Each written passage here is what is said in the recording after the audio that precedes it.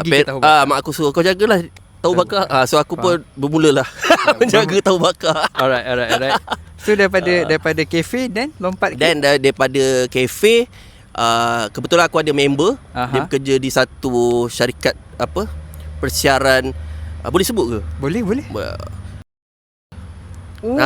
Dia member aku kerja kat itu sebagai sales. Buat sales, jual package dia. Jual package dia.